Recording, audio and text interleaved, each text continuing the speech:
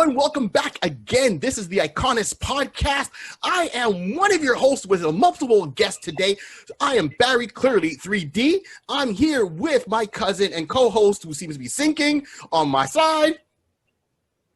Oh, that's me. Hey, I'm DJ Rossi. How y'all doing? Good God Almighty. The pleasure today. We are joined by my comedy brother, right? My man behind A Touch of Gray. Yes, a touch of, a ton of fun. The one, the only, Dave Sokolowski. What is happening? Woo! Now, usually we go through our shout-outs and we say, hey, you got to check out, my man Jim Aldridge or Jimmy English from, Back to the Balcony and his podcast, right? You can find all the links on barry3d.com. And I go through this whole spiel and I said, hey, don't forget to thank, Jaybird Digital Arts. Guess what? Jay is here with us today.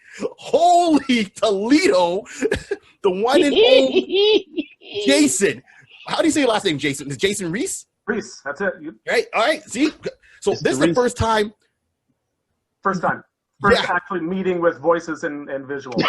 Well, that's it, because usually we're just chatting on the phone. Everything's text. This is the first time we hear Jason, so I didn't know if he had a voice like Mike Tyson, if he had a deep baritone voice sound like Rick Astley. I don't know. I'm fans of both of them. But this is in the middle, I guess. Yeah. Right. We see and he's a person. So once again, shout out Jaybird Digital Arts. Look him up. He's done the templates for this video. He's done the templates for A Touch of Gray. The backdrops here are logos. I got a Barry 3D logo that you'll see by the time this video is out. And there's Iconist logo. So you can go on to Redbubble. You can find all that. Go on to barry3d.com. You'll find all the links. See Dave's patchwork. The next time we do a show live, A Touch of Fun, A Touch of Gray comedy, and you see Dave, when Dave turns around, I'm not saying to look at his butt, I'm just saying you're going to see this nice patch on his back. Holy crap. All designed by Jay. So Jay, thank you very much. Look at my ass no matter what.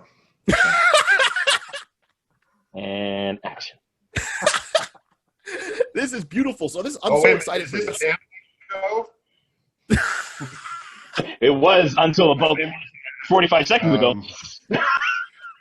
We just lost that copyright. Goes, and we're demonetized. No, I'm joking. I've seen this phrase a long time. It's just hilarious. So I'm glad to have you guys on board. Thank you for joining me. And today we are going to get down right to it. We're going to talk. We're talking. Let's put it this way. Superman has Lex Luthor, right? Spider-Man has Norman Osborn. Us in the 90s, who did we have? Vince Kennedy McMahon. That's right, because government name. Government name, right? Vinnie Mac. Vinnie Mac. Okay, because look, every place, every person, you need to have the ultimate bad guy to have the ultimate good guy, right? So look, Superman, great hero. Spider-Man, great hero, right? Stone Cold Steve Austin, The Rock, The Undertaker. These are all some of the people that fought Vinnie Mac in the ring. And why? Because he was that great of a villain. Vince Kennedy McMahon. Look, at one point, wrestlers were pissed off, and two wrestlers turned around and formed their own group and called it the Voodoo Kim Mafia to make a parody of his names. And that was Billy Gunn and Mr. Road Dogg. From That's funny. D-Generation X. There we go. The New Age Outlaws, right when they were just running rogue. So if this man can have this much, we're going to get into it today. We're going to talk about some good old 90s wrestling. Maybe not some of the stuff we see today because it's just not happening. But Vince Kennedy McMahon. And that's the thing. Like, to be honest with you, this latest exodus from the WWE. Yeah. I mean, like, I haven't seen something like that many people jumping ship since, like, Titanic? Gone. Really? Like, I looked at the news the other day, and there were all these people in the airport in Kabul, and I thought, wow, WWE is getting rid of a lot of people. Nobody's safe. It's true, though. It's true, and that's a shame because we're seeing it now, and I don't know what's going to be like in the next 2 years, right? But in its heyday, I mean, Vince McMahon, I mean, he's up there. So first of all, 1945, he was born, in 1945. So we're going way back. He came out and was born when TV came around. He had a tough life, seriously speaking. His parents split up when he was still young. He was living with his mom. He lived in a trailer park. He's dyslexic, and he was a rebel rouser. Like, he would fight pretty much, I guess, anybody. And that was his thing. And he had to go through 4 stepdads that would beat the crap out of his mom and beat the crap out of him because he would stand up so they would stop beating his mom. And he had a tough beginning. So this there sounds already something like Joker-esque. Like this is like a DC origin right there. No joke. Yeah, no joke. That's true. That's true. Right? And he figured his logic was, if it doesn't kill me, if I survive whatever comes at me, then I won. Doesn't mean he won the fight. He says, if I survived what they did to me, I won. And he keeps that mentality all the way up to now. So regardless of COVID being a factor and other wrestling promotions are kind of ebbing away at him, he's going to think, well, I'm still standing. I won. Yeah, he doesn't care about what anybody says or thinks or does about any of it. He's admitted to hating losing and doesn't want to actively lose, but he's also said he's not afraid of failing because he knows he will, like just what you said, he'll survive it, be stronger, and win in the end.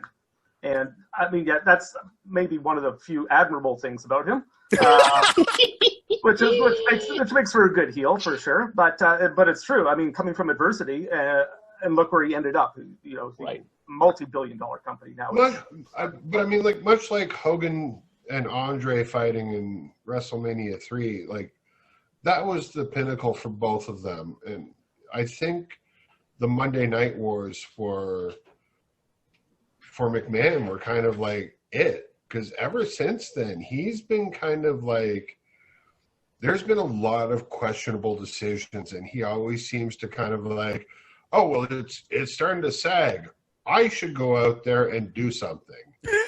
And that's kind of like, dude, we get it, it's your company, but fuck off.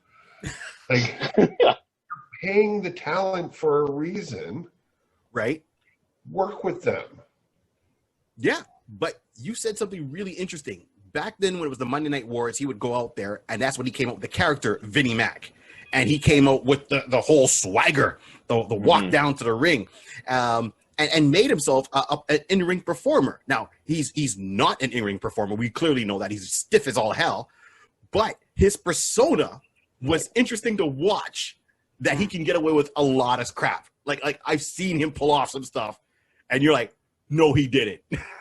Yeah, but much like Seinfeld, after a while, you're just kind of like, oh, fuck this. Yeah, but during Monday Night Wars, I like some of the stuff he pulled off. And even after that, he would say, like, look, there's a couple of things that stand out. Like, the key one is the N-word, okay? I remember watching Monday Night Raw, and, you know, he comes out there with the swagger, and it's King Booker with his wife, you know, Queen Shamela, and they're both there. And he walks right by, so innocently looking, and he's like, what's up, Mike? And he says the N-word, and they're like, and he keeps walking. And everyone was like, no, he didn't. And he's got this big smile on his face. He was so full of himself. Now, as a character and as a man of color, I found that funny, because that goes right back to a slip that Booker T did in one of his promos, where he dropped the N-word when they're part of WCW. Yeah, the Harlem Heat, because he got so caught up in the promo, and he went out and he dropped it, and his head dropped out, and Mean Gene Okerlund was like, and what do you have to say, Stevie Ray? Keep going. Keep rolling. Keep through it. Right? You know, Queen, and Sherry's there as her manager, and she's just like patting him on the back, like, there. And Booker T's like, oh, I can't believe I just said that. So for Vince to pull that call back on and get away with it, you know. Which is actually funny, because was one of Booker's main like catchphrases in the WWE? Like, he did not just say that. Yeah. Yes. And at the time he's sitting there going, did I just say that? Right? But I mean, that's the beauty of Vince. Vince was pulling off stuff. Like, even there, as I said, I'm there with my brother, and we're in the house, we're watching, like, okay, yeah. And he comes by and he's like, what's up? And I'm like, and he's like, did he just say that? And of course he did, and he walked off with confidence. With no care in the world. Exactly. All this cancel culture that goes on, he went, talked about it. Clearly they knew he was going to say it, said it, walked off with so much confidence, no backlash. No, he got that heat that he wanted. There's no limit to what he would do to generate heat. And this was a story about him too, with the talent in the back, is when he was a high-ranking heel in his own company, the top heel, he would go back after being out in the ring and on the stage, so to speak, and he would show all the guys. He was basically showing all the heels in his own company, I'm the best at doing a heel. None of you can none of you can get the same heat I can, because nothing. I mean, he was in the position to do that because he owned the damn company, and that's the other thing that is hateable. Honestly, guys, tell me he isn't Donald Trump. You know, he's that uber gajillionaire who's got that. Can we swear? Is this a swear? Sure. It's too late. Dave already did. So, like I said, the parental part is up. He's got that fuck you money, right? He's got the fuck you They money. brought me onto the show knowing. So Absolutely. We signed the waiver. I was okay. Absolutely. So, yeah, it's a free form, man. So yeah, you're right. He's got that fuck you money. He's got that. Yeah. Yeah. But must have been a bit of a piss off to the other top heels, because yeah, you can say that you're the best heel, but you can say or do anything because it's your damn company. Like, you're not going to fire yourself, and he can get that because there's no line he can't cross. Right. Who do he has to answer? To himself. So he doesn't have to worry. So literally, I agree that he knew, like, he can push the envelope completely all the way past to the point you're making paper. It's not even pushing the envelope. He's making paper in the next room. He's pressing as much as possible. So he's doing it. He's doing it to anything, though, he does have to answer to the board of directors. Well, okay. But okay. As long as their bank account is There rising, Listen. do whatever you need to do. Be like, Vince, we need that again. I need more money. I need a new pair of shoes. Okay, I'll be a heel tomorrow night. Don't you worry. Hold my beer. But at the same exactly. But at the same time, right? Keep in mind what you're saying. So he was showing the heels in the back how to be heels, right? He's a businessman. Yeah, he's a businessman. Now, it's his own company, but no one really tried to go and do above him, right? Because think of it. He was such a good heel that when Austin got into it, look when Austin's reign. So when Austin started coming up, and then Austin started really picking up steam, when him and McMahon started going at it, it made Austin that much better. You rooted for the redneck. You know, JR was out there as a mouthpiece going, oh my God, here comes the bionic redneck. And Austin would come down there. And I mean, come on, Austin's fighting McMahon. He can't wrestle. You know, we all remember the scene where McMahon's in the hospital, you know, and two things happen. It's when Mankind, Mick Foley, goes over there to visit him, and he's like, oh God, no. And it's when Austin shows up and sees McMahon and grabs like the bedpan and dings him off the head. And he took the beats. He took the beats. He had to. He took the bumps. Well, that's the other thing too. Not only would he say anything, he would do anything. And I've seen a lot of matches where he was slicing his head, he was bleeding, he was taking some big bumps for a man who was older and not trained his whole life doing it. He would do anything for business. Listen, I'm going to go back to what you said in the beginning, Barry. It shows that his mantra to himself is like, you can't defeat me. I'm still standing. So he's going to take a beating to the point he's like 2 beats away from passing out. I can still stand up. I'm still winning. I'm still winning. I got people enjoyed. I got people riled up. My business is going up. Profits up. We going to sell some shirts tonight. Yeah. Look, I'll see. That's what it is. I'll get you guys talk. One of my favorite moments with WWE is, I can't remember, something was happening in the ring. I can't remember which match it was. So something's going on in the ring. And then Vince comes out. He does a whole swagger. He jumps and he gets into the ring. I think it was like a count against somebody. And he slides into the ring. But when he slides into the ring and he starts yelling at people, he was supposed to slide in the ring, stand up, walk over, and start yelling at people. When he slid in, he split, or he tore both his like quad muscles or whatever in his legs. Yeah. So he couldn't stand up. That was Royal Rumble. Yes. It was 2 guys went over, and they both were. Was it Batista and Jericho? Oh, it's possible. I can't remember who it was fighting, but I remember him coming down. But you're right, it's Royal Rumble, and he slid. I know it was Royal, and he slid in, came up, and he couldn't even stand. So he had to sit in the corner. He's still in character. Now imagine, you just tore your muscles. You got to be in pain. Oh, no. Nobody knew. And he's help me out the ring. That's it. Huh? And imagine being one of the guys in the back seeing that. Like, when you go out to do your show, you better put as much into it as the man who's at the top is doing. That's exactly it. Right? You better be at least that. You know that you can at least respect the man who's at the top. And this was part of his character, and the most interesting thing about him is how thin the veil is between reality and the show. Yes. Mm-hmm. And we can all identify with at least one time in our life wanting to beat the shit out of our boss. You know, go out and stick it to him, right? And we can also all have had the opportunity, I'm sure, where you work for somebody where you really would run through a wall for him. You know, where you say, you know what, this guy really is the best in this business, and he is working as hard as everyone else. And he strangely has both of those things. You know, like it's kind of an admirable quality and something that could be respected. And he's also he is a dick. Yet he's a dick. I mean, at his core, he is. He's not really nice to people. He's focused on his business and making money. But damn it, he's not sitting in an ivory tower telling people what to do and not doing it himself. Right. Yeah. And I mean, for people that are working for you, I was a kitchen worker for about 15 years, and right. I saw both sides of that. I've seen head chefs I worked for that were there on the busiest nights, the busiest times, and they were the best cook in the kitchen. They were burning themselves and cutting themselves with the rest of us. And you go, you know what? I will work as hard as I possibly can because he is the best. He's better than all of us. So what else can you do? Absolutely. And I agree with that. What's your take on that, Dave? You know what? I can honestly say I've never liked him.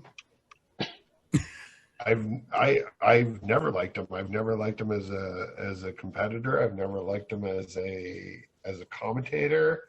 Mm-hmm. I've never liked him as a promoter and whatnot. And just going back to that Royal Rumble thing, it was 2005, Batista and John Cena. Oh, okay. Nice. Batista and John Cena. So, okay, so you never liked him.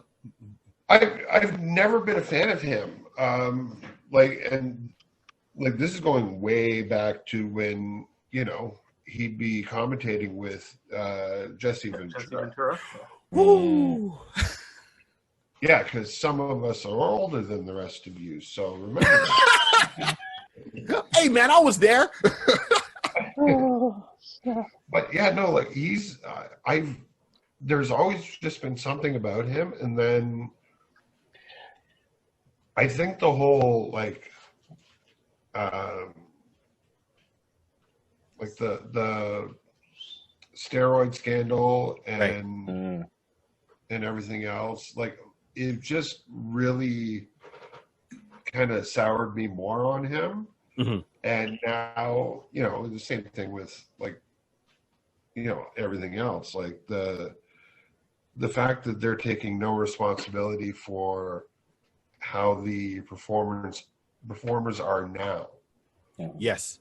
The head injuries, the head injuries, and the fact that a lot of them are broke and still doing this at 65 and 70 because they don't have a choice. Right. Yeah. You know, it's like you were the biggest company in the world. You took off all these little minor wrestling clubs and everything else. The other territories. He took those over, and even then, that was a struggle. That was the first heel move, really. Yeah. And you can't take care of the people that put you in that position.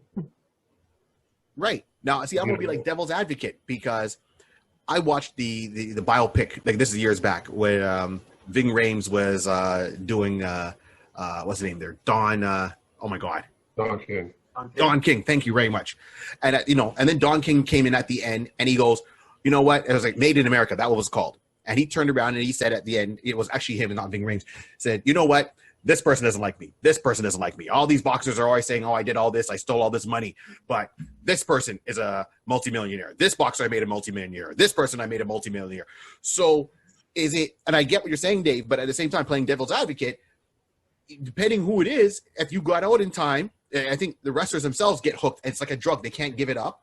And if they were smart about it, they made money, but you had to be smart about it. And I've seen Austin turn around and he's made his money. He had to get out because of an injury, you know, so he had no choice, which was a good thing, because if he stayed in, he would have been a caricature of himself, you know, if he still was there trying to perform, right? But at the same time, he made his money. He made his business.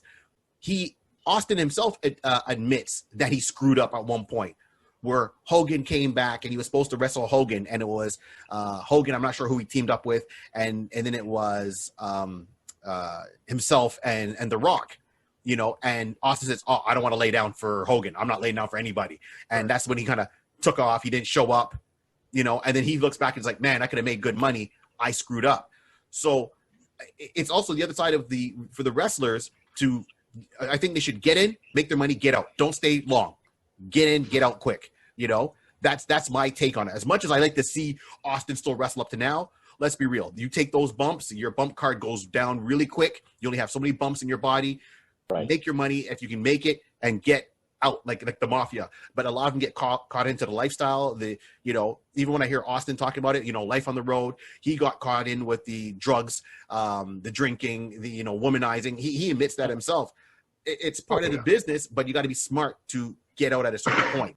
I think. Well, for me, it was more like during the 80s, I guess. Oh, of course. It was what it was. But you see guys like, you know, that are, you know, now their kids are doing it and whatnot. But you look at, what's his name? Randy? Rowdy? Ultimate Warrior? Yeah, well, Piper and Macho Man, but who is the big one? The Chris Benoit. Hey, yeah. Cool.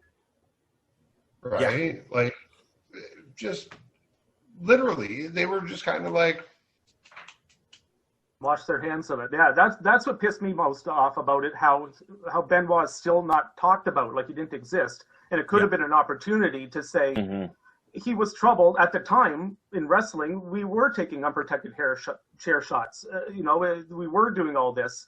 They've since stopped doing that, but they don't have to write him off like that. Like he was doing what everyone else was doing, and he was one of the ones that was brain damaged. You know, it doesn't make what he did right by any stretch, but it's extra wrong to write him off as if he was like a serial killer. You know, the man literally gave his life for WWF, and Vince now has just like erased him from history. Absolutely. And it could have been an opportunity to use to, you know, everyone could feel bad and understand how horrible it was, but to learn from it at least. And I don't know. And I mean, to Vince's credit too, he has instilled that wellness program and rehab. He'll pay for rehab for people, and he's changed the way it works. But he's done really definitely unsavory things, and I don't know if he even knows the difference between what his character is and him anymore because of it, you know? No, I think you bring up an interesting point. I mean, the lines might be blurred, and, you know, as exactly, I mean, I remember that whole night watching it when it came out with Benoit. You know, everyone came to the ring. They all gave their heartfelt speeches, and, you know, and then a couple of hours later, after Monday night, you know, they found out what the real circumstances were to his passing. And then right away, they're like, next week is like, oh, we're good. Not even next week. It was like that same week. By the time Thursday night SmackDown came around, they washed their hands, erased from the books, taken off all the media, all the way down. And you're right. That should have been an opportunity. But I could see that he would be afraid to do that, because if you open the door a crack, people are going to kick that door all the way down, and then you're going to say, who else is damaged? And it would have been tough for the company, but I think it would have been better for them in the long run to embrace it and help. Right. But also, too, at that point in time, and I mean, like, I know this didn't become a phrase till fucking years later with Oprah, but that's a teachable moment. Listen, if you want to get involved with this, these are, you know, some of the issues that you might face. Right. Same thing with, you know, the NFL. Like, the NFL has gone out and said, listen, we know you're smashing your head every play. Right. There's not much we can do. So from now on, you can't hit people with the crown of your helmet. You can't, Right. They've implemented stuff and they've made like the concussion protocol. Yeah. Listen, you go on. Sorry, Dave. Go on. No, and I mean, like, I know there's still, I think there's still a lot of players that are kind of like looking for compensation from them, and I don't know about the legal battles or anything like that, so I'm not going to talk about that. But I think the NFL and other pro sports, NHL and whatnot, they've made the proper moves, and they've said, we were wrong. Let's fix this. Whereas Vince just kind of looked and went, yeah. Well, so you got coming into the ring. Well, you got to look in the business sense of it back then. When scenarios, I'm thinking of any business back then, you're trying to keep these things kind of hush-hush in-house. So now when it gets out, you don't want it to get out to the public to know because you're worried, like Barry was saying, it's gonna hurt your brand. NFL, NBA, all these other ones, they're realizing now that the people, the clients, the watchers, the spectators are now getting affected, and they're realizing like, hey, why is that happening to my favorite guy? And a business now will realize, well, if you're going to start pulling away from your favorite guy because of that, I have to change my whole structure. Vince is still of the old mindset of like saying, yeah, like, frig it. Oh, Listen, when you signed on the dotted line, these were the side effects of what could happen when you might take a chair to the head. You might take a chair to the back. You might get a knee to the back. You might get into a pile driver, just off the top rope. It comes with the job. Do you want to still proceed? Yes. Sign the dotted line. You made that decision how many years ago? Yeah, because I mean, there's a show called Dark Side of the Ring, right? And one of the people they covered was Brian Pillman. So yeah, Dark Side of the Ring's on Crave TV. They talk about past things with wrestlers. It's voiced by Jericho, and they talk about Brian Pillman, right? So Brian Pillman was part of with Bret Hart and that whole fraction. He was like the crazy man. You didn't know what he was going to do. He was smart how he did certain things with business, but it was a very thin line between his character and him. You didn't know where one stopped, the other one started. Yeah. Regardless, everything goes on. Brian passed away at a young age, but his son, Brian Pillman Jr., seen his dad go through all that and is still joined wrestling and following his dad's footsteps. And he looks like a carbon copy physically of his dad. And he's in AEW. And you think that him seeing all the bad stuff that his dad went through and how his life ended short, and the addiction and being on the way. And he still turned around as a kid and said, yeah, I'll sign on the dotted line. Right? But, he could have, a lot of wrestlers, a lot of their kids are trying it out. I know Mick Foley's daughter tried it out. She stopped. She's doing something different. Okay. And it's a good thing because she's a good looking girl, and to follow kind of her dad's footsteps, those are big shoes to follow. I mean, come on, this man is a hardcore legend. He's left pieces of himself in the ring somewhere. It's a wiring thing, and I think you guys can sort of relate on a level in the comedy world. Is it lucrative to be a stand-up comedian? Not often, right? I know I do a lot of work in independent wrestling leagues around Ontario and even the States. And I have personal friends who are professional wrestlers that aren't signed to a major contract. I have buddies that will drive for 5 hours, get dumped on their head for 10 minutes, and make $25 in a gymnasium. Right. And they're getting into their 40s and they're really hurting, and they all have full-time jobs and families and everything. But I ask them constantly, why do you keep doing this? There's no money in it and you're getting hurt. And he says, it's just in me. It's just a dream. Yeah. It's a dream. It's the passion. That's all I've ever wanted to do. And I try to be careful, but it's just, sometimes you can't save people from themselves. Sometimes, that's just true how it is. What's the promotion that you work the most with?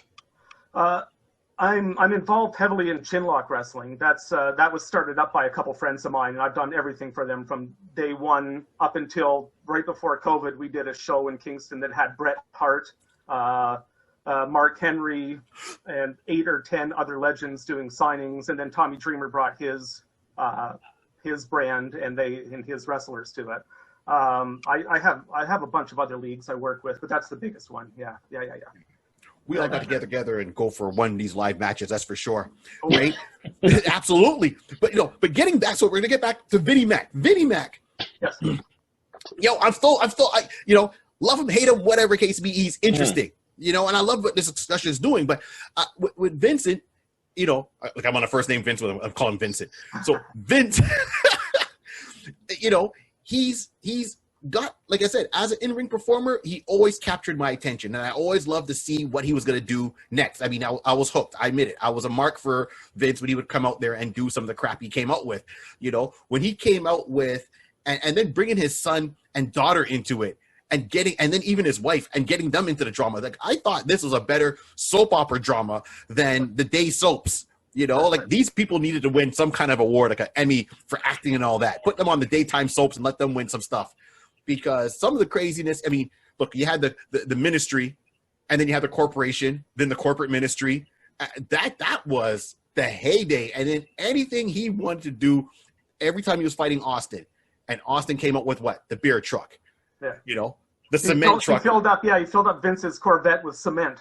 Right. Like, they did all the big stunts during that time, where he would just drop $50,000 or $100,000 to do one stunt they could capture on film to elevate the rivalry. Well, that's it. Yeah. But see, so one question, first of all, when they're bringing people in, how do they figure some of that stuff? Maybe you might have an insight on this, Jay. Because they're going from town to town. Yeah. And then last minute, he's going to say, okay, what for tonight? I need a Corvette. I need a cement truck. I need an ambulance. And I need a limo. And all of them are going to get destroyed except the cement truck. Find someone, make it happen. Like, yeah, that's how it is.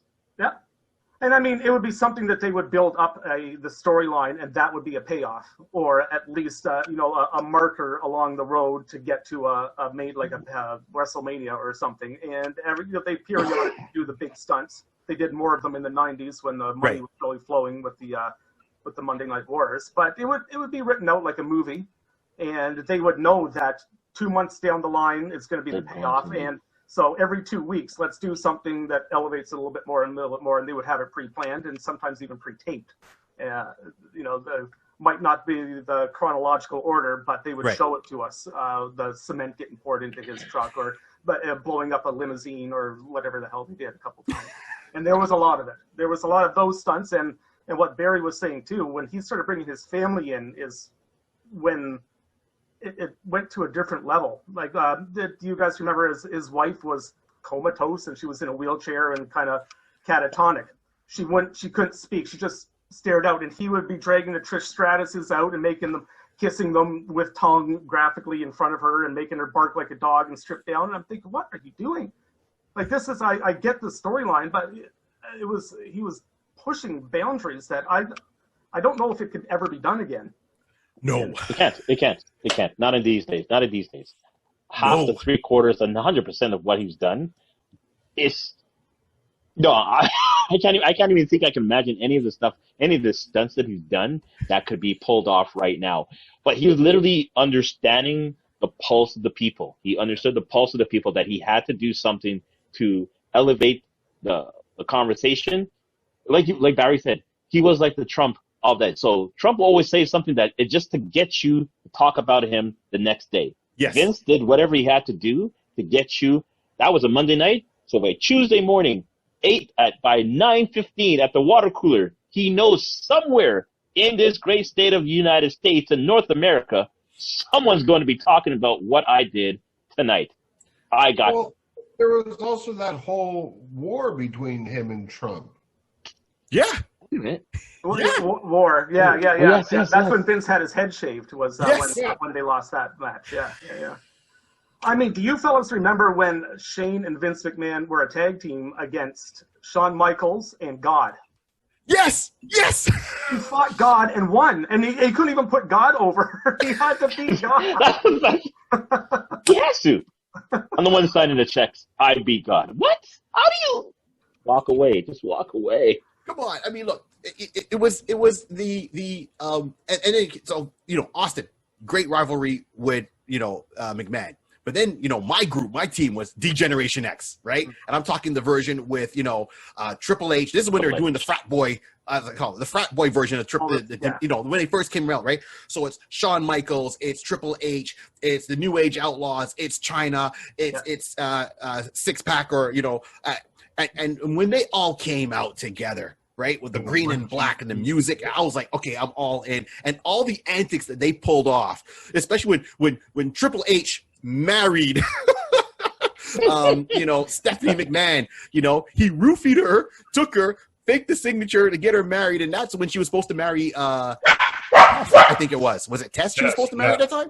Right. Yeah. And it's like, hold on, you know, Vince, I got a piece of paper that says, I don't think all the family drama that you threw in here in one night, I was all on board with Vince. And that shows you, I mean, just a testament to him being the businessman and the showman. Right.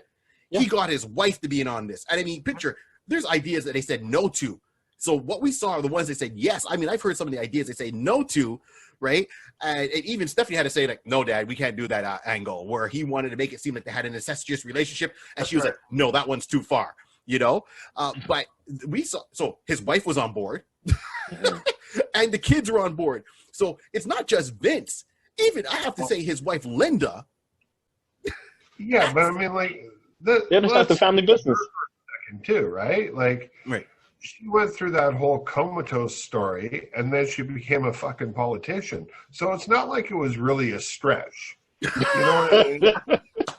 In the Trump administration too. She had a gig in the Trump administration. So wow. Yeah, absolutely. He knows what he's doing. Like I say, look, let's just give you an idea. So we're going back 1945. Okay, that's when he's born, whatever comes up. And then he met his wife, like to show you how long they've been together. So he met Linda at church. He walked in, he saw this girl, blue eyes, blonde hair. He was 16 and she was 13. And that's the first time they met each other at a church. And then she stood up and she was like, he goes, oh, she was this buxom, statuesque woman. I'm like, oh yeah, I had to meet her. And there's a 3 years difference. And then they got married a few years later. So they got married when she was like 18, and it would have made him 21. Right. And so that far back, he's 75 now. And he got married when he was 21. They've seen it all. They've had their ups and downs. You know, he took a risk. He turned around and got the company. His dad even wanted to put him in the company. He's like, oh, Dad, I got an idea. And at first, his dad was against it. And then his dad saw how everything was shaping, you know. He was really influenced by his dad because he got back with his dad when he was 12 in his life. And they both were getting in, you know, TV was getting more popular. And he was really enamored with Gorgeous George. And seeing his dad being in that wrestling world and wanting to be a part of it, and pushed and pushed and pushed. And his dad gave him a chance, and he just took that company, soared. But he thrives on contrary. He loves what he's doing. He might be a little bit detached from reality. So he met his wife at church. So I guess that's when the rivalry with God must have started, right? Touche, Jay. Touche. Very nice. Point, Jaybird. Yeah, and keep in mind, now people get into relationships more later on in life. Then, 16, 13, that was normal, right? This is like, and really started pushing the brand during the Cold War. Yeah. Well, look who we're talking about, Dave. I mean, come on now, right? He fought God and won. No, and I get it. It's just, like... what was back then? Oh, really? Jerry Lee Lewis? Like, seriously? But that was his cousin. We draw the line. That made it seem so much fucking better, didn't it? Trust me, if McMahon could fuck his cousin for ratings, he would. Mm-hmm. In the 90s, absolutely. There was nothing he wouldn't do. I mean, well, come this on. is what I'm saying. In the 90s, he would do it tomorrow. If he would sell, he would get sponsored by Viagra and right in the middle of the ring. My. But you know what? There'd be a wrestler out there saying, I'll do it. How much am I getting paid? Bring back Mae Young. Poor Mae. That's the 90s were the thing too. What else was really big in the 90s, right? It was the Jerry Springers and the Phil Donahues and Geraldos, where that real trashy television was the thing, where the limits were. You couldn't believe what you were watching sometimes on that stuff, and he was capitalizing on that. It was a real. Everything happened right at the right in your face with Ted Turner's business. For him, the Attitude Era was kind of born with the Bret Hart screw job, where he says, "Okay, I'm going to embrace the reality craziness of this business also." Yes. And then it just started taking off, and the rivalry with Stone Cold and the Attitude Era, where right at that moment, people were really hungry for as trashy as you could get it, for as out of this world, like you said, the talk at the water cooler about how outrageous can we be? There's no limit to the outrage. Let's see what we can do before they shut us down. And it seemed like no limit to it. Listen, that's another conversation. That's another character and stuff. But go on, yes. But, Jay, sorry, you hit it. You hit it right away, because when the Montreal screw job happened and then people started booing him, most people would say, okay, we got to go out there and do some damage control to save the CEO. Again, Montreal. Fucking riots. We talked about this many times on A Touch of Grey. Touch of Grey comedy. Look it up online. You'll see what we're talking about when we talk about Montreal riots. Man, I miss Montreal. But, the Montreal screw job happens, right? And as a CEO, most of the times as companies, we got to do some damage control. He sat there and went, I can use this. Hold and then beer. Of course the swagger walk comes out, and okay, who am I gonna? And it's me, Austin. It's always been me. I'm like, the frick. This guy, he enjoyed being a heel, and now I think about it, like this day and age, he's a grandfather times 6. Because Shane's got 3 boys, right? Stephanie's got 3 girls with Triple H. And that makes him a grandfather. Good God Almighty. Granddad, what was work like with you? Don't watch anything with me in the 90s, kids. Delete.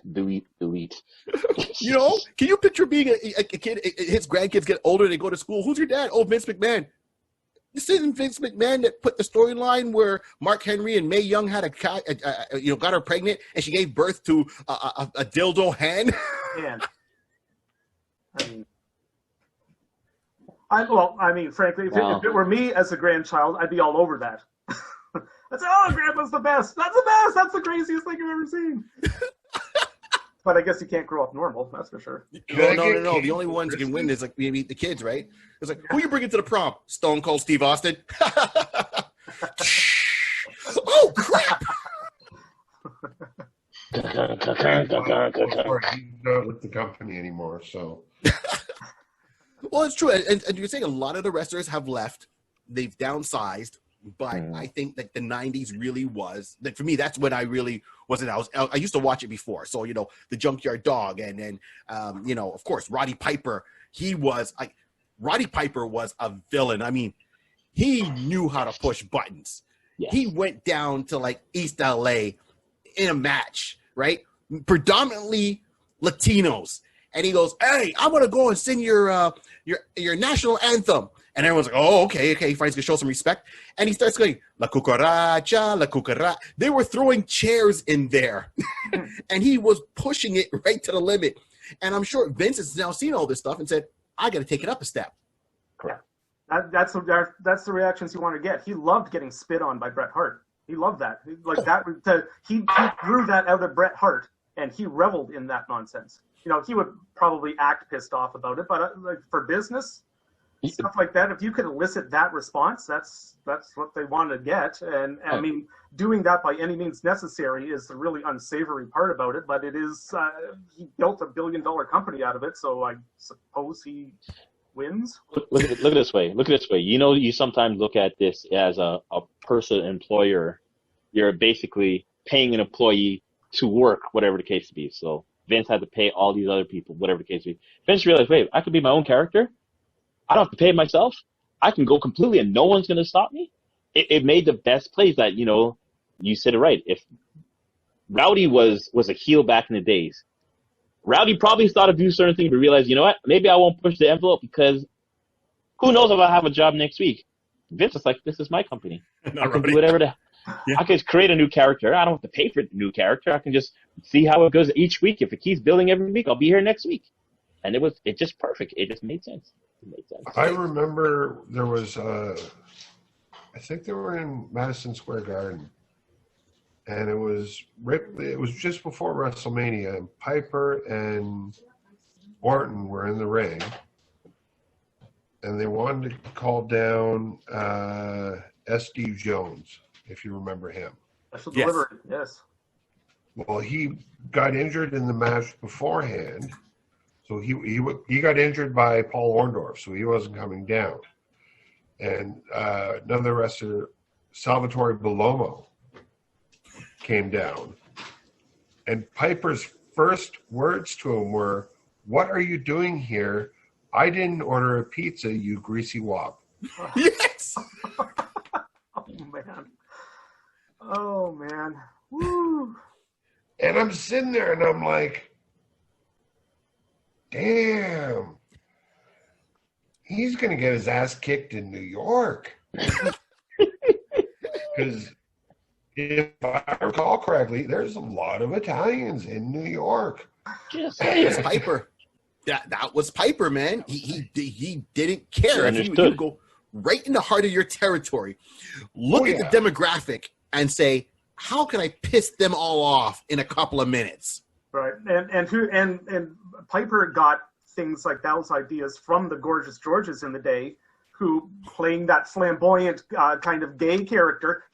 Gorgeous George was stabbed 3 times on 3 different occasions by fans. Like, you're driving people that nuts that they're going to stab you. It's crazy, and I mean, I guess there's some degree of admirable to the dedication to your job to be willing to get that much to elicit something out of somebody to get stabbed. I'm gonna get some extra money this weekend. I need bandage. That'll pay for the stitches. Well, for sure, it was a rite of passage, because there was other I can't remember who's it was. I think it was Macho Man. When they're talking, it was Lenny Popo talking about their dad, and at one point he had like a match somewhere, and he came out in the car. They wrecked his car. And it was them, and the dad was so happy. It's like, they're like, what? Oh man, they smashed the windows, they slashed my tires. This is great. I'm thinking to myself, if anyone did that to my car, first of all, I'm pissed, and then thinking, how much is it for me to fix this car? You know, and it wasn't like a clunker; it was a brand new car that people destroyed, and they were happy because it's like, that means I'm over. I was like, okay, that's like glass half full. All right, then good on you. I'm winning. I'm still standing. I'm winning. That's all it is. He's Vince McMahon. I'm winning. I don't know I think it was Raven. Didn't Raven get like hit with a frying pan? Yes. Oh yeah. I've heard a lot of those stories. I went to Philadelphia to see a Tommy Dreamer show a couple years ago, right before COVID hit, and Tommy and I are friendly, and he introduced me to, the boys backstage, and I helped him set up and stuff. And he said in the day in that arena, that ECW arena, he says it was full on riots in the way that Philly's nuts too, like New York City. Philly fans are crazy. And Tommy picked up Beulah, his wife at the time, in the ring, and she was unconscious and was walking her out, and somebody in the crowd stuck their hand up her skirt and grabbed her.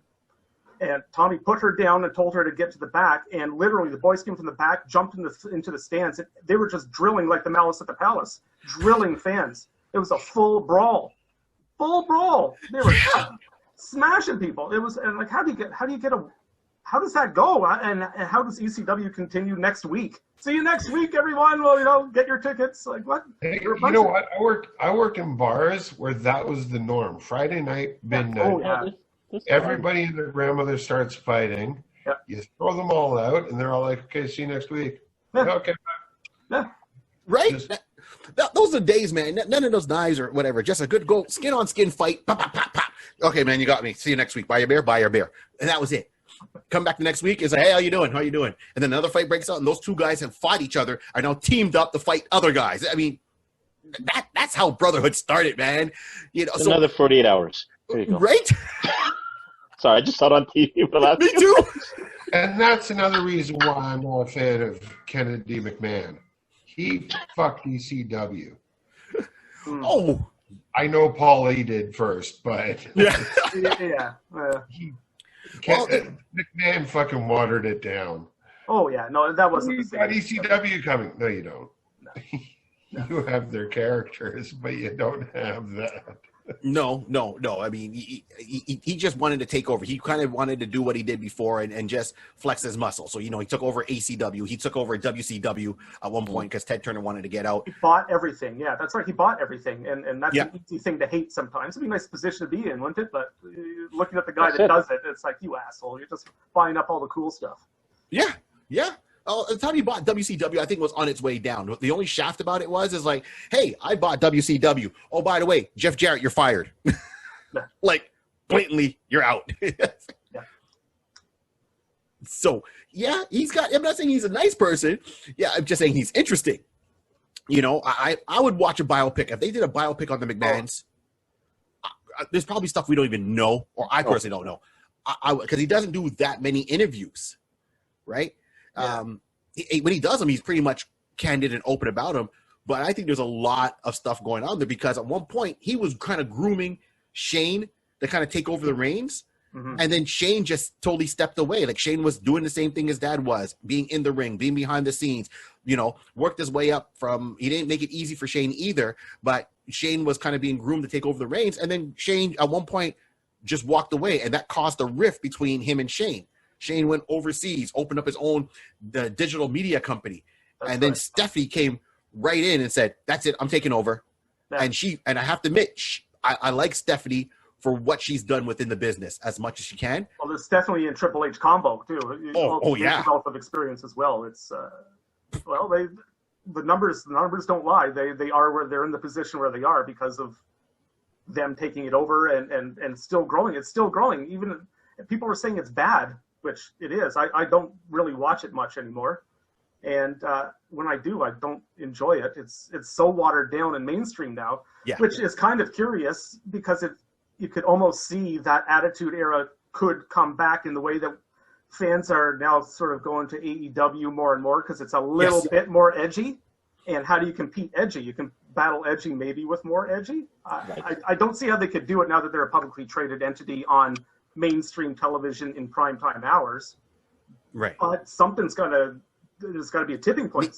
You're right. I think they got to go back to their roots to kind of bring those fans in because right now, personally, I watch AEW weekly. I remember telling Dave before about AEW and take prime example, Chris Jericho. Chris Jericho's going through right now the 5 labors of Jericho. The labors of Jericho, and it's great. It's awesome. And he's fighting different styles, so he fought a high flyer. They brought in, was it Nick Gage? Nick Gage, yeah, the king of the death match, yeah. Yeah, like Rod, to give you an idea about Nick Gage, this guy turned around. He's doing these death matches, right? So it's outdoors at a farm somewhere. People are coming in, they're watching it, and they're putting themselves through like neon tubes and all that. And at one point, he gets like sliced open with a neon tube around, like I guess his lung. He clinically died for a couple of minutes. They put him on a helicopter to fly him out to the hospital. And when you're dealing with him, he kind of gets up and he goes, "Wait a minute, just give me stitches. I want to go back and finish the match." I think Mick Foley just more violent and more crazy. Wow. Yeah. So, and they brought that person in to AEW to do a match with Chris Jericho. And Chris Jericho brought back one of his personas called the Painmaker. So he's got the makeup and he looks like he could have been part of the Joker's gang or something like that. Right. And they go at it with a match. Now, Chris Jericho is in his 50s. And, Nick Gage is pulling out a pizza cutter and slicing him across the head. I'm like, blood it. I'm like, okay. Did you hear about the fallout of that too? The Domino's Pizza was a sponsor, and they were furious that a pizza cutter was used in that. Wow! No, I didn't know that. Yeah, and I think actually Domino's dropped out of sponsorship, but the following week on A&W, on AEW, Little Caesars had a spot. They're like, "Oh, we'll step in. Screw it. Why not?" Well, that's it. And even the beauty is that at one point you have the guy that he's trying to fight, right? This guy MJF, right? He's a preppy villain. That's the way he's playing. And he's standing there close to the fans. And at one point, a fan goes and tries to jump him. They whooped that boy's ass. I mean, whooped. Whooped. Like, he owed them money. Whooped. Wow. You don't jump a wrestler when he's got the adrenaline pumping and security's there and he jumps the back. No. And He's there was gonna another learn guy today. that tried to jump Jericho when he was in the ring or ran in and tried to. You're going to learn tonight. Oh, yeah. Jericho said it straight. He goes, let's think about this. I see you coming before you even get to me. And what happens? You have to go through where? The guy goes, the ropes. He goes, that's right. So when you go through the second and third rope and you're trying to climb into the ring, your head is exposed. Football. Mm-hmm. Mm-hmm. Never understood the wrestling fans running into the ring thing. I've never got that. Bret Hart at the Hall of Fame, WWE Hall of Fame, when the dude run in, they do all the footage afterwards as they were escorting him out. That was Dash Wheeler, who's in AEW now in FTW, that tag team. Just like you could audibly hear it on camera in an auditorium, like him popping that guy. Like, these are 300-pound angry trained men that don't get angry. Like, what? That's the point you're going to choose to run in? Ugh.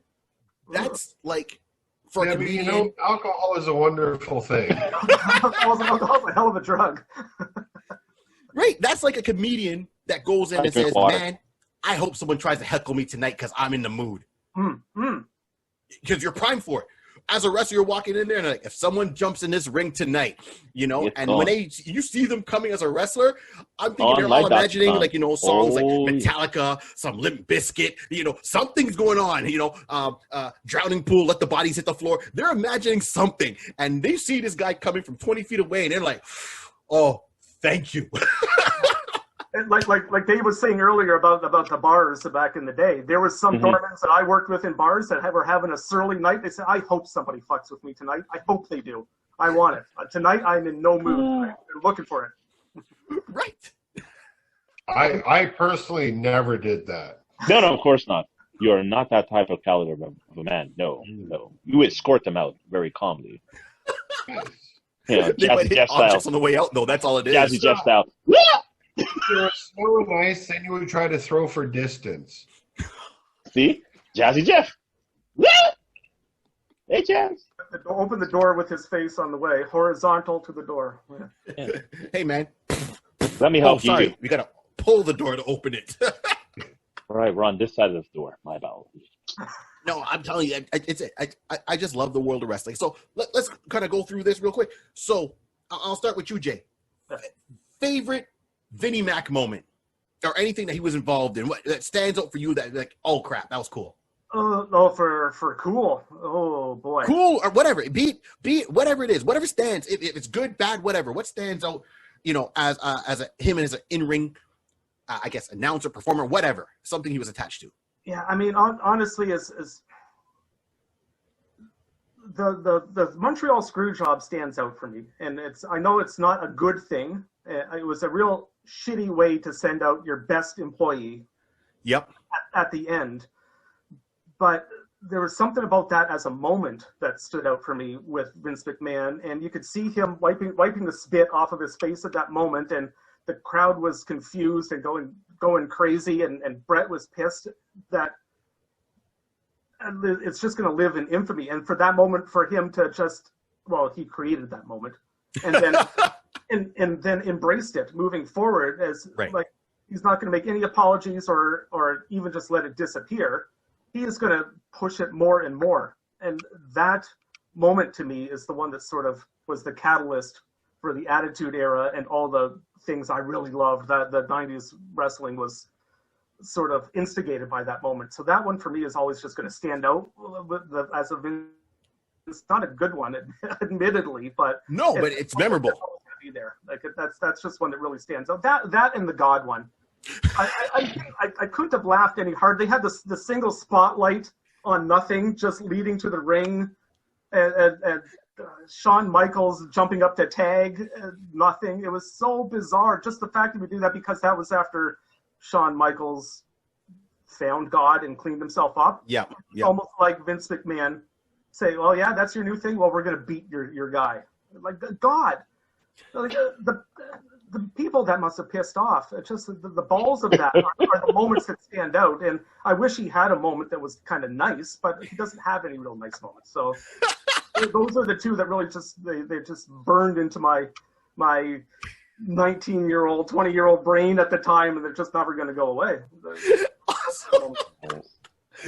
So, same question to you, Dave. What stands out? Anytime he got punched in the face. Like I said, you know, there are so many times where, like, you know, like watching it as a kid and everything else, and you'd hear Jesse the Body go, "Shut up, McMahon," and you just want, like, I would have paid Jesse Ventura to punch him. Right. I'd still pay Jesse Ventura to punch him. I would love to see Jesse Ventura drive to Connecticut, go to Titan Towers, and just clock him right in the fucking just. Hi, Vince. How are you? You know, just. I mean, like, for what he's done for the sport, I guess. Right. The entertainment, like. Well, his has always been more entertainment, yes, than sport. And the one thing that I do really like about, you know, like AEW is they're combining both. Mm-hmm. Like, I think they have some of the guys that are really, really athletic and really, really like the high flyers, and they're just go, okay, go. Mm-hmm. You know, and they're not afraid to do the blood and everything else and show the share shots, and, you know, like, you see it. And now, like you said earlier, you didn't want to see Stone Cold become a parody of himself. Right. Mm-hmm. But somewhat watching WWE now, it's become a parody of itself. Like, it's, yeah, you know, like the Roman Reigns Uso tribe thing and everything else. I'm like, yeah, you know what? That's great. And then there was, I don't know if they're doing it or not, rumors that, oh, The Rock's going to come back and fight Roman Reigns. I'm like, why don't you just have a big family dinner and have all the Samoans there? Yeah. Just get them all in. Like, see what Alpha's doing. You know, see what Haku's doing. Well, actually, sorry to go off topic here, but I just wanted to ask: have you seen his son in 6'8", 330 or 40 pounds is a monster. Yeah, Jesus Christ, that is a big kid. That's a huge kid. I wish he would have been better in that match. He looks like he's a little bit green still and a little bit, but man, does he have a look? He is huge. Yes, he's wow. He can, and he's got access to great mentors in AEW. You know what I mean? With Sting being there, Chris Jericho being there, Jake the Snake Roberts being there, you know, Arn Anderson, you know, Tully, and that's what I was telling my wife the other day, that, you know, and I know it's a little bit off topic, that right now Flair is not with WWE anymore, right? Ric Flair. Right. Ric Flair was down with Adrio at the day go. I can't remember, you know. Andrade. Thank you. Yeah. Yes. Yeah. Who's going out or engaged with Charlotte Flair, right? Yeah. And so Ric Flair showed up at one of his matches and jumped in the ring on his behalf, and he signed to AEW. So we're missing the most prominent horseman. Yeah. Will he show up at AEW, even if it's only for a couple of weeks? Oh yes. Like they're almost there. Like, bring back, just put them all together on camera, and I'm happy at the same time. Just that's all I'm saying. Bring back the horse. Like, we're okay. So that's me off topic, but yeah, that's what I'm hoping for, because I mean that's almost his son-in-law. You're not that far away. You know, come on, Khan, bring in Flair. Just sign the deal. Just even if it's only for a couple of weeks. Yeah. You know, just give me that moment. So, and what about you, Rod? What do you have that stands out with you and Vince McMahon? What are you thinking? With Vince, it's hard for me to try to think of a particular storyline. You guys got great memory. You guys can tell. You guys are basically telling to the point the guy. I knew this guy was wearing brown shoes that night. I'm like, you guys are so deep. I'm like, I can't. When you guys said, I'm like, yeah, I remember. You guys like screwdriver, Montreal. But I'll say this: what I do remember about Vince is his attitude. Listen, I've loved watching it because of the storyline. He was just crazy. You just, like you said, you expect, once you realize Vince, the story is on him. The camera's on Vince. Okay, what are we going to expect tonight? And the craziness I love about him is that he's crazy, and then the next time you see him, he's all professional and business-like, Yeah. Go out there and do this and do this and do this. He may be, and he's yelling up in someone's face, and sometimes he gets crazy, all up in her face, and then all of a sudden, he'll just snap off. And I'm like, you're a showman. And that's what I love, because you realize this is what's needed for the business. This is what I gotta lock down the brand. I gotta make sure that everybody comes and watch my show. If you say he's doing what's best for business, I will fucking puke all over this show. No, at the time, he was always crazy enough. He had to do what he had to do for the business.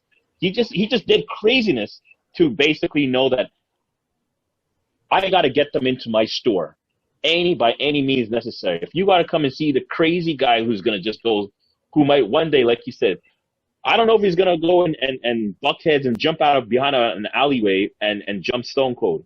I don't know if he's going to, go off and fight up with Michael. You don't know what to expect. No, he just knew he had to do whatever craziness for the brand. That's where I realized that in the business, like, it's marketing. He was just doing any marketing type of ploy to get them in the studio, pay your money, give me your money, buy the ticket, and sit yourself in the stands. That's all I want you to do. On your way out, buy a shirt, buy a hat, buy a beer, come back next week. Rinse and repeat. He did whatever he had to do to get them in. That, to me, was like, you know any business, honestly, if you really think about it, if you step back and think of it, do you know any other businesses, just even a storefront, who would have to really pull their head to have some type of business for people to return? It's a constant marketing ploy that you got to sit up in the middle of the night. Some people, mom and pops are like stressing ahead. How am I going to get this person into my store? Vince realized, I just got to be crazy. I got to do some crazy antic that basically I will get you guys to talk about it Tuesday morning at the cooler, and I got you. Saturday night when right. Battle Royal, whatever the case may be, I know conversations on Monday, we're going to talk about it. Someone's going to talk. That's all they got to do.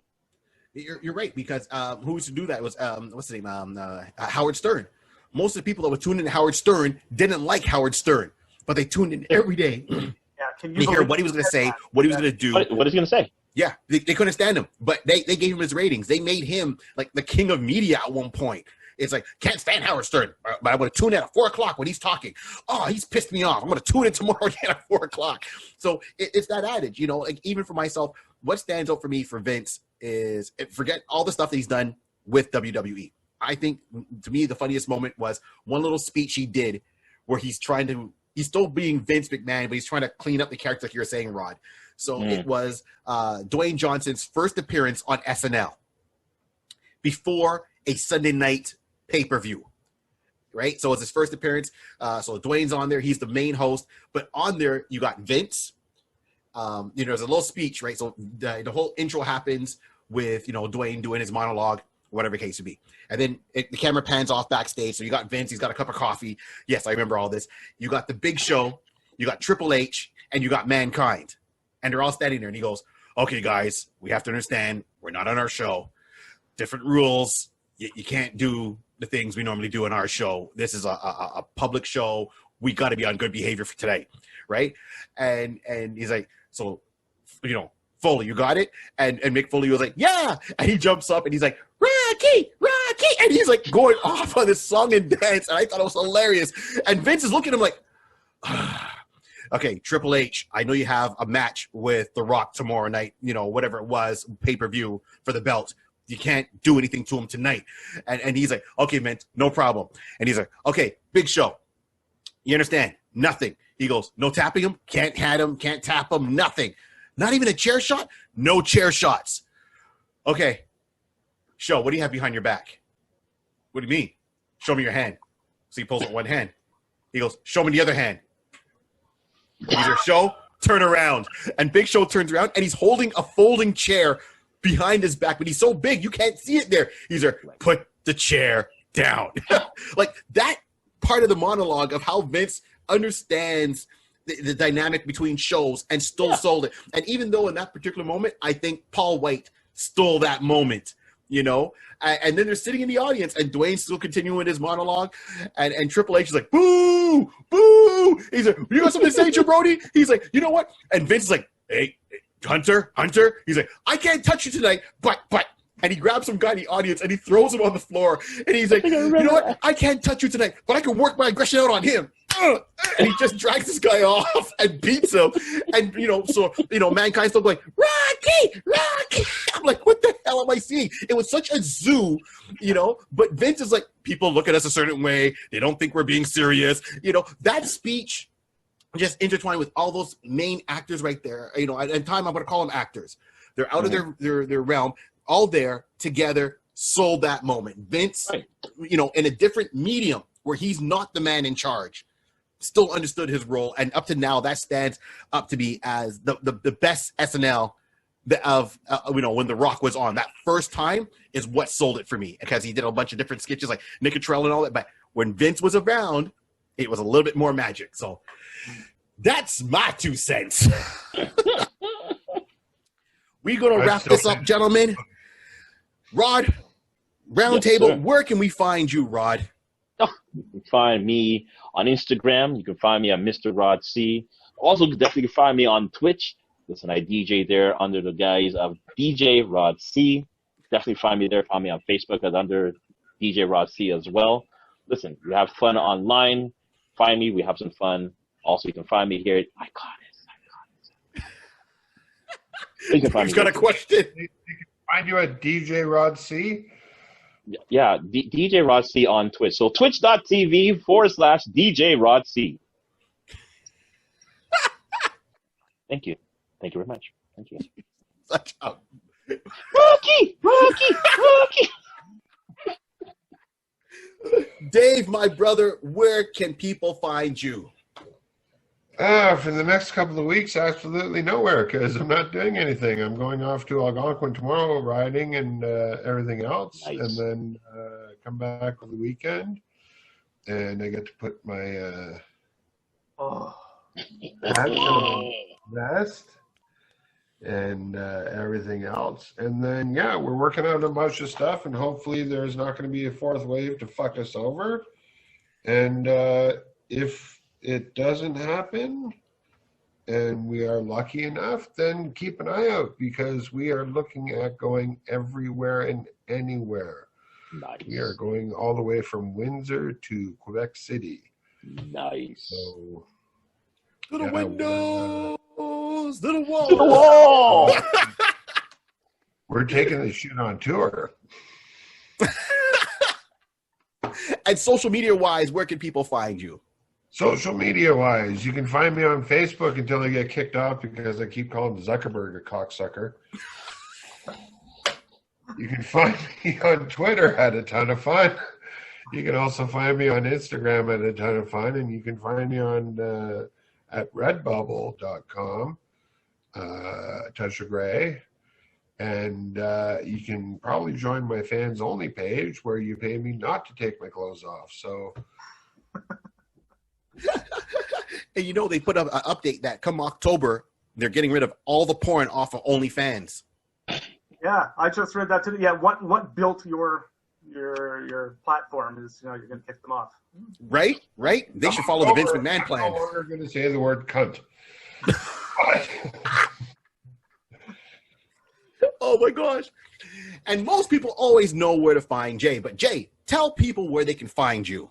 Jaybird Digital Arts is on, what am I on? Facebook, Twitter, Instagram, JaybirDdigitalArts.com. You can contact me anyway through any of those, and mostly buy all their merch, because that means I get to work more.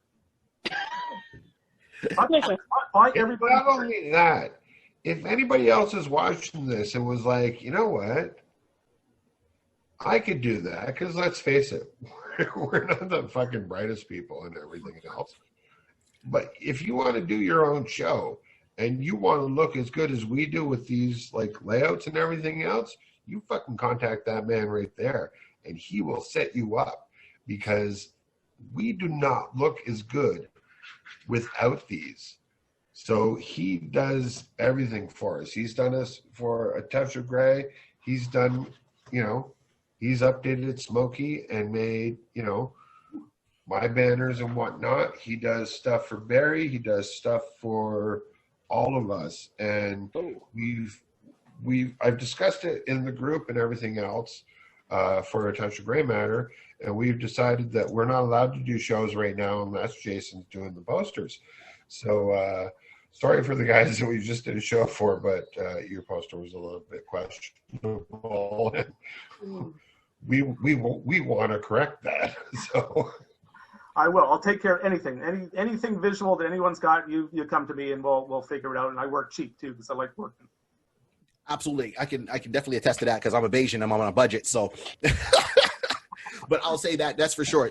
Jay's definitely done, you know, if you go onto all our stores, if you follow myself, barry3d.com, and you go there and you go through my website, you'll see all the work that Jay's done. If you watch this show, you see the template, you see all the work that Jay's done. Look behind me, you see the work that Jay's done. Anyone listening online, I'm going to put this, you know, on our a link to his stuff and all of our stuff there. So even behind Rod. So all the templates he does, and if you go to Touch of Grey Comedy and look at all the 80-something videos that we've done there, that Jay's had a handle in that, and any show that we're on, if you see the posters and we're looking nice, Jay's done it. That's bottom line. So he's been doing it for years. He's been doing it not just for us, but other comedians. So this was awesome, Jay, to have you on, hear the voice, and see you, man. This is great. You know, I'm real. You're real. You're a real person. You're not like a Max Headroom where it's just a head and just. Yeah, I'm dating myself. And it's always awesome when I have my comedy brother, Dave, on here. Even though it took me like years to say his last name properly because I butchered it, but I'm glad he didn't put me through a door, so appreciate that. Thomas is my stunt man. Thomas takes the hits. Yeah, but Thomas is small enough he can go through a window. So, as I said, he's my stunt man. So, you know, if Thomas has to go through a window, if I got to go through a window, Thomas takes the hit. My cousin, always, man, my best friend, DJ Rod C. Everyone, thank you very much for tuning in. Best friend, you asshole. No. I you know what? What? David. Blue socks. Crazy talking over there. Holy. It's my best friend, man. You know, my cousin, my best friend. This is the Iconist podcast. As I like to say, this whole world was created by a pencil, a piece of paper, and lots of imagination. Keep on dreaming. Take care. Take care. Rocky. Good night. Good night, y'all.